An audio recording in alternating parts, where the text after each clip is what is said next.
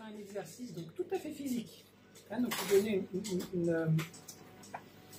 un goût différent donc, par rapport à la respiration. Et à travers la respiration, le fait, est-ce que je suis relaxé, est-ce que je suis contracté, est-ce que je suis bien ou est-ce que je commence à être angoissé, etc.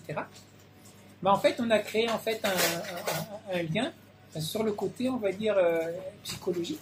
Et donc, en fait, on a créé un lien par rapport à la vie autour. Donc, en fait, au Japon, l'endroit dans lequel on s'entraîne, hein, dans les arts martiaux, vous avez peut-être remarqué que beaucoup s'appellent Aikido, Judo, Karaté Do, Budo, Kyudo. Hein, Do, c'est Tao, c'est la voix. Après, Kyudo, c'est la voix de l'arc.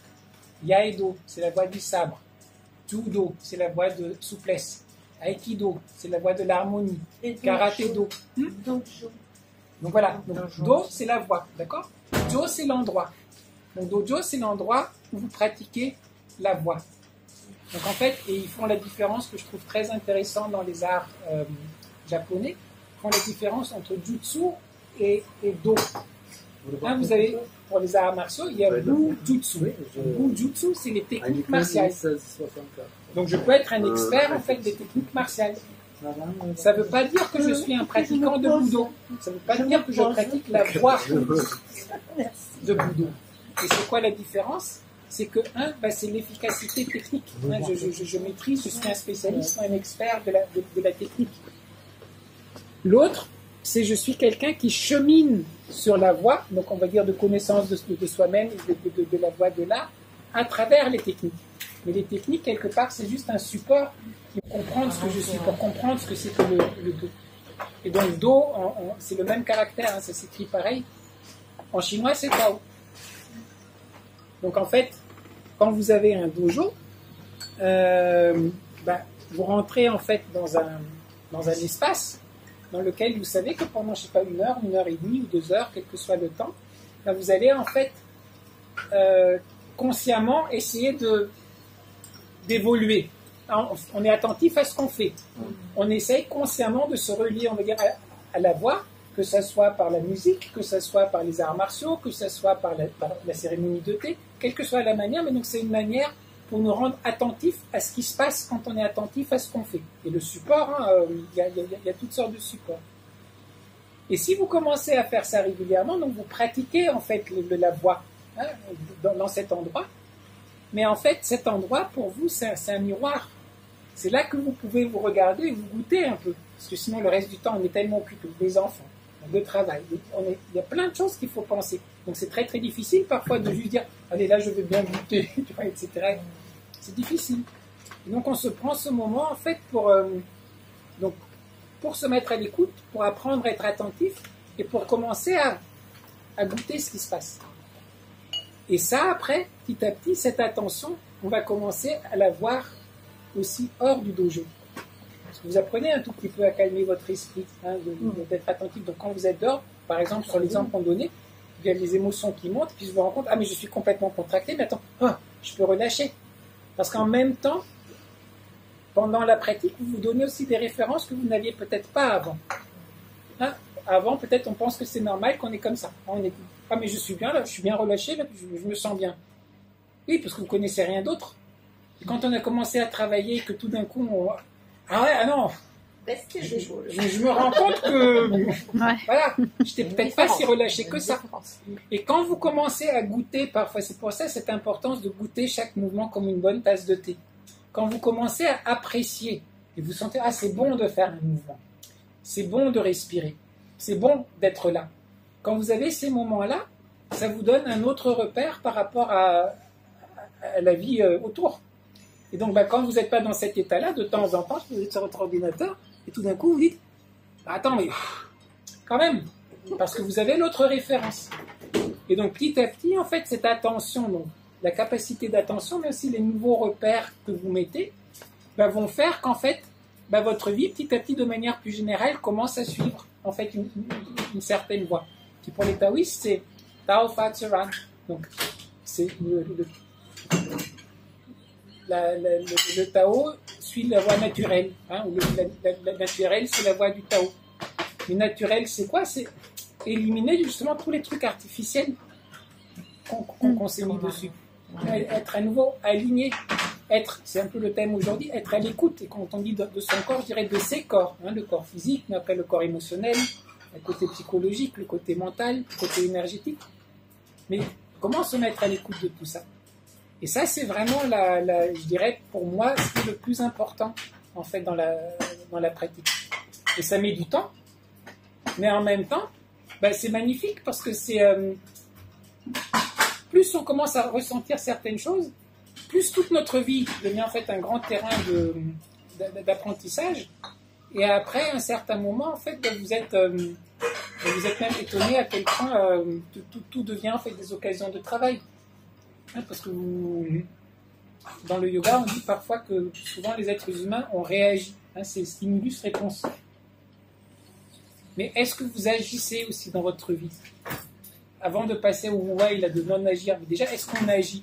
Est-ce qu'on dit je fais ça parce que c'est moi qui ai vraiment décidé de? Là, je gronde en portugais parce que j'ai décidé, vraiment, il y a un truc qui ne va pas. Ou est-ce que je suis tellement fatigué, stressé que là, il y a un truc et j'explose, je gronde, par exemple, sans même pas être trop conscient de pourquoi j'ai fait ça. Donc, je dirais, une première chose, c'est quand on met l'attention, c'est de devenir attentif et donc de devenir capable aussi d'agir. Puis de se rendre compte des causes et des effets. Donc, on devient responsable pour ces actes. Quelles sont les causes, quels sont les effets? Et après, petit à petit, on découvre cette dimension encore qui est en dessous, qui est de laisser les choses surgir. Il faut déjà aussi être passé par l'étape avant il faut déjà avoir agi.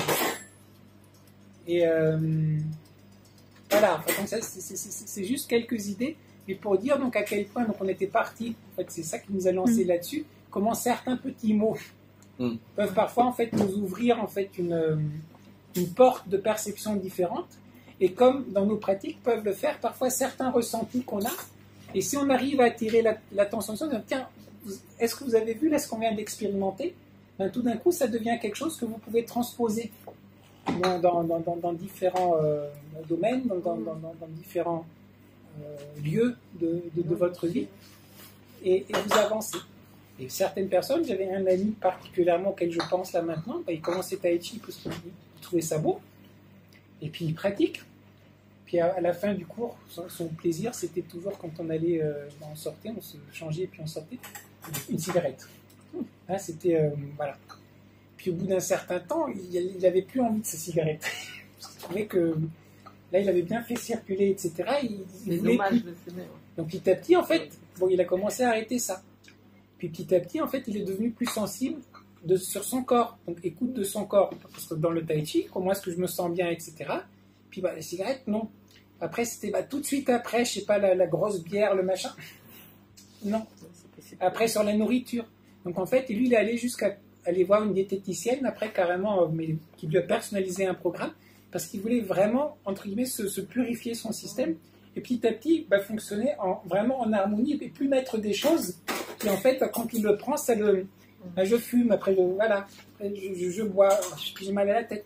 Et ça crée toutes sortes d'effets aussi, parce que avec ses amis avec lesquels il buvait les bières là, tous les vendredis soirs et samedis, etc., depuis des décennies, au départ, tu fais quoi alors quand tu bois plus? Quand tu le fais pas une fois ou deux fois, tu prends un Ice Tea, oui, mais après 2 mois, 3 mois, tu n'as toujours pas commencé à te rejoindre au groupe.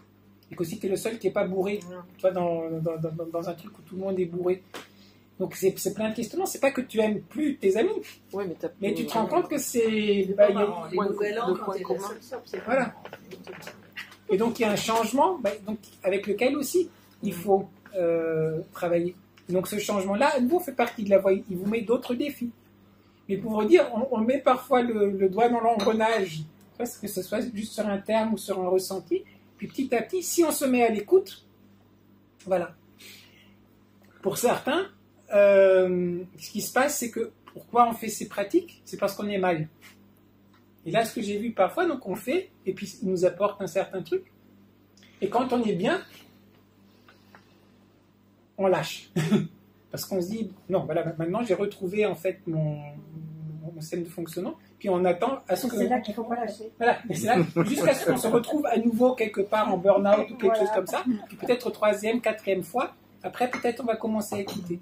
Et pour certains, c'est aussi l'histoire, justement, savoir qu'est-ce que vous voulez, enfin, jusqu'où on veut aller ou pas. Et c'est très simple de se donner ses limites. Moi, je fais ça une fois par semaine, je respire, ça me fait du bien, c'est cool. Voilà. Et pour certaines personnes, j'ai vu quand ça commençait justement à avoir après certaines implications qui allaient plus loin, mais ils disent non, là, c'est trop pour moi. Tu vois, parce qu'après, il faut s'entraîner plus. Hein, c'est comme avec la natation. Tu fais au départ, tu fais des progrès phénoménaux. Tu ne sais pas nager, tout d'un coup, tu sais nager, tu fais de plus en plus de longueur. Mais après, pour gagner quelques petits dixièmes ou centièmes, après, c'est des heures et des heures et des mois de travail pour ça. Donc là, il faut savoir, est-ce qu'on a envie d'aller à ce niveau-là où tout d'un coup, on va être obligé de s'entraîner plus, de qu'est-ce qu'on mange, comment on dort, comment, etc. Et ça, parfois, pour certains, c'est trop. Et donc, pour certains, au lieu de juste rester où ils sont et d'être contents avec ça et de dire, tiens, je continue pour le plaisir de ça, ils lâchent tout. Mais à nouveau, c'est pas un jugement que je suis en train de faire, c'est juste des constatations que j'ai vues. Et donc, pour vous aussi, et je terminerai là-dessus pour pas complètement monopoliser la parole, aussi, donc, ces histoires de cycle. La voie, c'est pas un truc, c'est pas une autoroute toute droite là où qui va vous mener d'où vous êtes, où vous voulez aller. Donc le fait parfois de ne pas avoir envie de s'entraîner pour 3 mois ou 4 mois, etc., c'est bien. Peut-être quand même le fait que ça vous a donné quelque chose pendant 1 an et qu'après, c'est plus votre truc, vous passez à autre chose, peu importe. C'est ce que vous avez appris à ce moment-là qui est en fait qui est la chose la plus importante. Et si jamais vous êtes vraiment intéressé, on va dire, d'approfondir un peu le cheminement, c'est complètement normal d'avoir des moments où on a l'impression que il n'y a rien qui avance, on n'a plus envie, on n'a même plus envie de dire, mais qu'est-ce que je fous là, franchement, c'est n'importe quoi, etc. Non, mais c'est ça. Non. Il y en a qui se reconnaissent. Ouais. Et puis parfois, c'est à certains moments, c'est justement, il y a des paliers. On est en train de passer à un autre palier, et donc un nouveau petit détail sur un mouvement, on se rend compte de quelque chose. Moi, c'était un des trucs qui m'a vraiment marqué, c'était cette histoire de son quoi, donc de lâcher le quoi. Et je pensais l'avoir compris, mais je ne l'avais pas compris. Parce que aussi souvent on entend des choses, on pense qu'on le fait et qu'on l'a compris, mais en fait, il y avait d'autres profondeurs qui se cachaient derrière. Et tout d'un coup, j'ai ce sentiment sur une posture. Et là, j'essaye de le retrouver. Après, il faut le mettre maintenant dans toutes les postures. Il faut le mettre dans tout le travail. Et là, il fallait tout revoir. Et là, tu as l'impression que ton travail, c'est de la merde. Parce qu'avant, tu vois, c'était bien, tu savais le faire. Et là, maintenant, il faut tout changer par rapport à un tout petit truc qui peut-être de l'extérieur se voit même pas trop, tu vois, pour un regard non averti. Et certains vont oser faire ce cheminement en acceptant que là c'est une nouvelle phase d'exploration et tu repars un peu à zéro. Et d'autres vont pas oser lâcher sur leurs acquis. Et si tu lâches pas, tu n'iras pas plus loin. Et si tu acceptes de lâcher, oui, là peut-être ça va faire quelque chose. Et le fait de lâcher, ça peut vouloir dire aussi laisser la forme là. Pour, je sais pas, 1 mois ou un truc comme ça, je la laisse. Ou je laisse carrément la pratique. Je pars en vacances, là, pendant 1 mois ou 2 mois, je laisse. Et ça continue à travailler à l'intérieur. Et puis, si vous avez commencé à justement goûter la voie, on va dire, de manière plus générale, de toute manière, ça continue. Et après, quand vous revenez dessus, moi, par exemple, quand je vais à Bhutan, je suis en pleine forme, etc., je reviens, après, on s'entraîne moins, c'est l'hiver, je sais pas, on a moins être dehors, donc on s'entraîne moins, puis on n'a pas la même forme physique. Et après, on reprend certaines choses. Pour moi, c'était extraordinaire de me rendre compte de tous les trucs que j'ai appris en étant moins en forme. Parce que quand on est plus en forme, on peut se permettre plein de choses parce que le corps, il peut faire plein de choses. Mais quand tout d'un coup, le corps, les muscles ne sont pas aussi forts, etc., là, tout d'un coup, je suis vachement plus attentif à mes alignements, etc., parce que mon corps ne me permet plus. Donc, moins mon corps me permet, plus je dois être à l'écoute et plus je dois être juste. Donc, vous voyez, cette idée de cheminement qu'on fait à travers, donc, dans un lieu, on se prend un moment donné, un lieu donné pour devenir un peu conscient, ou attentif, ou comme dirait Jean-Claude Van Damme, aware. Il faut être aware. Et en fait, tout le travail, il est là-dessus.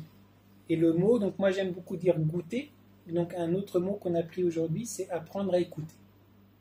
Voilà. Donc c'est devenir conscient.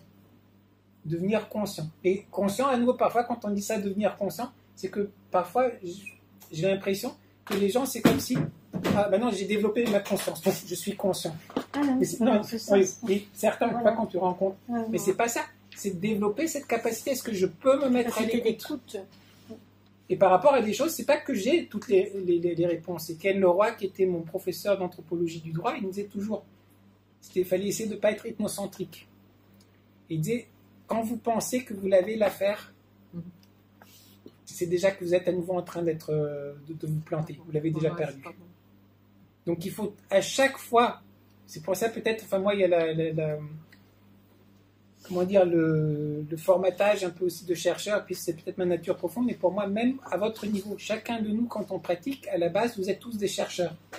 Vous n'êtes pas là pour reproduire ce que je vous raconte ou quoi que ce soit. Ça, c'est juste un outil pour vous, pour rechercher.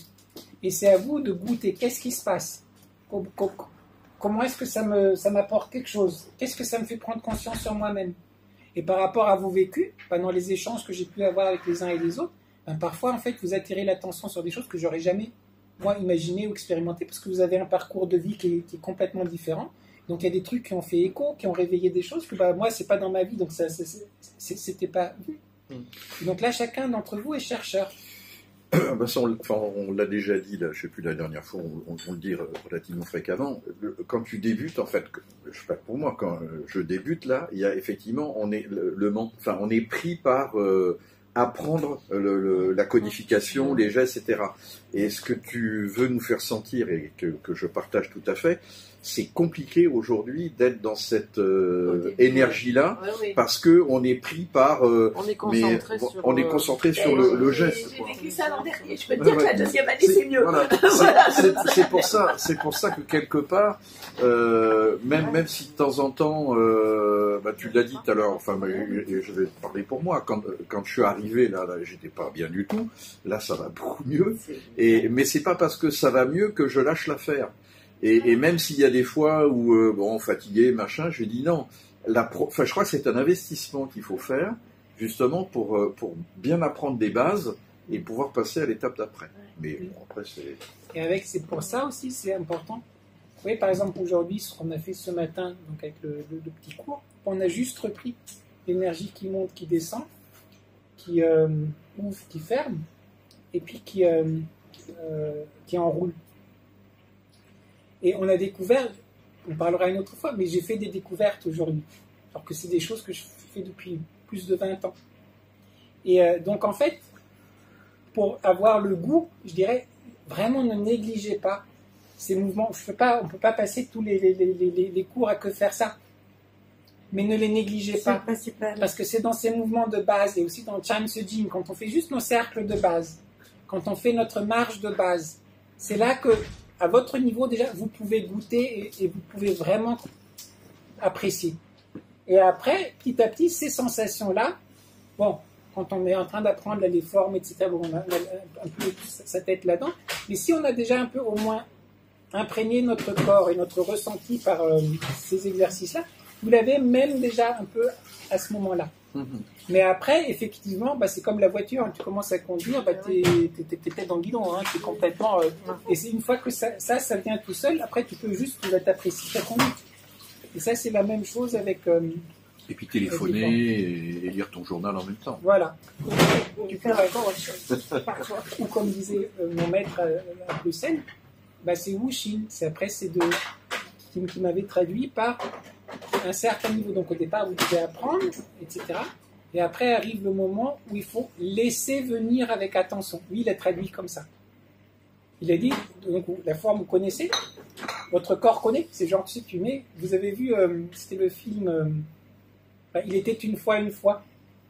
Vous n'avez pas vu ça? Il faut regarder. Donc à un certain moment, en fait, c'est des Belges qui amènent leur amie française chez une mamie, ou quelque chose comme ça, qui est complètement, il a, je sais pas, 100 ans ou quelque chose comme ça, donc vraiment un peu éteinte, mais elle fait une certaine spécialité. Et là, il lui met les œufs, les machins, etc. Et dès qu'elle a les trucs devant elle, elle fait des trucs et puis c'est délicieux. Et en fait, là, c'est ça, avec le tai chi, un certain moment, on vous met, et là, vous laissez venir, et donc, pour l'instant, vous avez 90% de votre attention et de votre concentration sur qu'est-ce que je dois faire, qu'est-ce qui vient après, etc. Et que 10% pour goûter. Et d'ailleurs, ça va faire le lien avec Nazar, là, qui veut nous faire goûter des choses. Ouais, juste une minute. Et là, après, ça se renverse. c'est que vous avez bien sûr besoin un tout petit peu de mettre l'attention, entre guillemets, de qu'est-ce que je fais. Mais comme ça se fait pratiquement tout seul, vous avez 90 ou 95%, c'est juste goûter qu'est-ce qui se passe. Qu'est-ce qui est en train de se passer. Et c'est là que vraiment, on va dire, la pratique, elle devient vraiment encore plus nourrissante. Ouais, ça, c'est le bon terme. Il faut qu'on fasse un savant mélange entre copier, parce qu'au début on est là, on te copie, voilà, et puis se faire confiance ensuite, comme tu dis, et puis ressentir. Mais c'est pas si évident que ça, parce que t'es tout le temps, tu passes copie, allez hop, ce bout-là je le connais, allez hop, là je regarde tout ça, Alexandra à droite, Christophe à gauche, et puis voilà. Et c'est pas évident de naviguer de l'un à l'autre, et quand vraiment ensuite on est dans le ressenti, c'est vachement bien. Ah oui. Tu verras. Alors, vous voulez ressentir des bonnes petites choses.